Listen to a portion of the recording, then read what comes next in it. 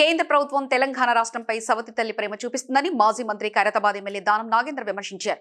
Budget కేటాయింపుల్లో వివక్ష చూపుతూ ఎన్నికలున్న రాష్ట్రాలకు మాత్రమే అడ్డగోలుగా నిధులు కేటాయిస్తున్నారని మండిపడ్డారు.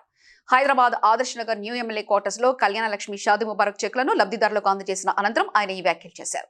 కేంద్ర ప్రభుత్వం నుంచి ఎంతో ఆశించి కేంద్ర ప్రభుత్వము తెలంగాణకు కనీసము న్యాయం జరుగుతుంది, తెలంగాణలో ఉన్నటువంటి ఎన్నో ప్రాజెక్టుల మీద ముఖ్యమంత్రి గారు కానీ, ఇరిగేషన్ మినిస్టర్ గారు కానీ, లేకపోతే ఆర్థిక మంత్రి బట్టి విక్రమార్క గారు కానీ అన్ని మాకున్నటువంటి ప్రపోజల్స్ డిపిఆర్తో పాటు డీటెయిల్ ప్రాజెక్ట్ రిపోర్ట్తో పాటు కేంద్ర ప్రభుత్వంతో ఇచ్చిన తర్వాత కూడా తెలంగాణ గురించి ఊసెత్తకపోవడం, కేవలము స్పీడ్ రైల్స్ ఒకటి, మెట్రో రైల్ ఒకటి, ఎయిర్పోర్ట్ వరకు అని, దీనివల్ల వచ్చిన లాభం ఏంటో అర్థం కాలేదు.